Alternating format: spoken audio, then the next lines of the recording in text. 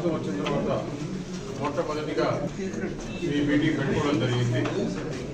ఏదైతే కేంద్ర ప్రభుత్వంలో స్కీమ్స్ ఉన్నాయో ఆ స్కీమ్స్ అన్ని కూడా ఎలా ఇంప్లిమెంట్ అవుతున్నాయి, ప్రజలకు ఏ విధంగా చేరుతున్నాయి, ప్రధానమంత్రి గారు పెట్టిన స్కీమ్స్ ఇక్కడ ఆంధ్రప్రదేశ్లో కూటమి ప్రభుత్వం ఎలా చేస్తుంది, అనకాపల్లిలో ముఖ్యంగా ఈ స్కీమ్స్ అన్ని కూడా ప్రజలకు చేరాలని ఉద్దేశంతో ఈరోజు మీటింగ్ పెట్టుకోవడం జరిగింది. గత 5 సంవత్సరాల్లో గత ప్రభుత్వం ఈ స్కీమ్స్ పైన ఏమాత్రం శ్రద్ధ పెట్టకుండా వచ్చిన డబ్బులు ఫస్ట్ క్వార్టర్లో వాడుకొని యూటిలైజేషన్ సర్టిఫికేట్ లేకుండా ఆ స్కీములన్నీ చాలా వరకు పక్కన ఉన్నాయి. అలా కాకుండా ఏదైతే మొట్టమొదటిగా ఈ కూటమి ప్రభుత్వంలో చంద్రబాబు నాయుడు గారు ఏ విధంగా ప్రభుత్వం నడుపుతారో అందరికీ తెలుసు. దాంట్లో భాగంగానే మన ఉప ముఖ్యమంత్రి పవన్ కళ్యాణ్ గారు ఏదైతే ఫస్ట్లోనే గ్రామ సభలు పెట్టి ఈరోజు గ్రామాలలో అంతా కూడా వర్కులు జరుగుతున్నాయో అలాగా ప్రతి స్కీము 58 స్కీములు ఉన్నాయి. పేర్లు చెప్తే వరుసగా ఫసల్ బీమా దగ్గర నుంచి ఏదైతే ఇండస్ట్రీస్ కానీ లేదంటే కన్నా చిన్న చిన్న చిరు వ్యాపారస్తులకు కానీ ఈ లోన్స్ తీసుకొని దాంట్లో సబ్సిడీలు కానీ ఎడ్యుకేషన్లో కానీ అగ్రికల్చర్లో కానీ స్వచ్ఛ భారత్లో కానీ మైనారిటీస్ కానీ అన్ని స్కీములు కూడా ఈరోజు చర్చించుకోవడం జరిగింది. కేంద్ర ప్రభుత్వంలో 58 స్కీములు 58 స్కీములు ఆంధ్రప్రదేశ్లో అనకాపల్లి మొదటగా ఉపయోగించుకోవాలా, ఎక్కువ మంది బెనిఫిట్స్ తీసుకోవాలా, ప్రతి ఒక్క స్కీము ప్రతి ఒక్కరికి కూడా ఈ ఫలితాలు అందాలనే ఉద్దేశంతో ఈరోజు మీటింగ్ పెట్టుకోవడం జరిగింది. అందరూ ఆఫీసర్లు కూడా టార్గెట్ ఫిక్స్ చేయడం జరిగింది.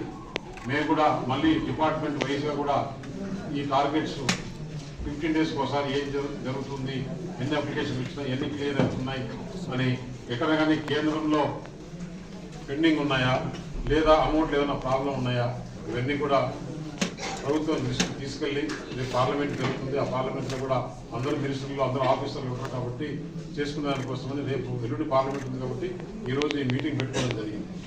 అలాగే ఈరోజు చూసాం మహారాష్ట్రలో ఎలక్షన్ రిజల్ట్స్ కూడా ఏ విధంగా వచ్చాయి. బ్రహ్మాండంగా అందరూ ప్రధానమంత్రి చేసే పనికి ఏ విధంగా మహారాష్ట్రలో రిజల్ట్ ఇచ్చారో ప్రజలు మనం చూసాం. ఆంధ్రప్రదేశ్లో చూస్తున్నాం.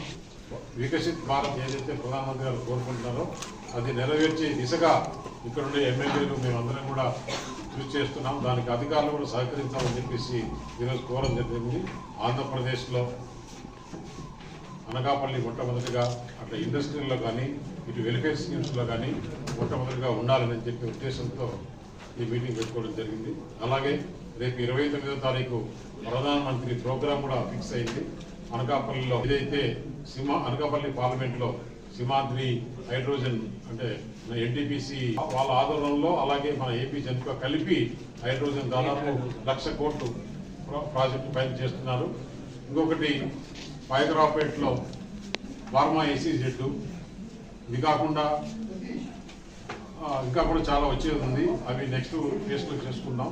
ఈ 2 స్కీములు మన అనకాపల్లి పార్లమెంట్లో చేయడం జరుగుతుంది. ప్రధానమంత్రి ఆ రోజు బహిరంగ సభ కూడా ఉంటుంది.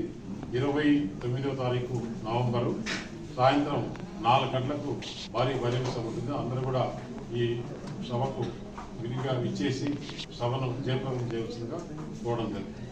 లాజిస్టిక్స్ ప్రకారం చూస్తే ఎందుకంటే 4:45కు మీటింగ్ ఉంటుంది కాబట్టి మళ్ళీ వెళ్ళాలంటే ఇక్కడ ప్రాబ్లం ఉంటుంది కాబట్టి వైజాగ్ నుంచి అయితే 15 కిలోమీటర్లు ఉంటుంది ఎయిర్పోర్ట్. 30 కిలోమీటర్ల కన్నా ఎక్కువ ప్రయాణం చేసేదానికి లేదు ప్రధానమంత్రి SPG రూల్స్ ప్రకారం. కాబట్టి ఆంధ్ర యూనివర్సిటీ గ్రౌండ్స్లోనే మీటింగ్ ఉన్నది. అంటే దాదాపు మన ఆంధ్రప్రదేశ్ ప్రభుత్వానికి 1,14,000 కోట్లు వస్తుంది. 1,14,000 కోట్లలో మన అనకాపల్లిలో డివైడెడ్ బై 25 అనుకుంటా అప్రాక్సిమేట్గా ఆ మాత్రం అమౌంట్ వస్తుంది. ఈ సంవత్సరంగా ఎక్కువ వచ్చే అవకాశం కూడా ఉంది.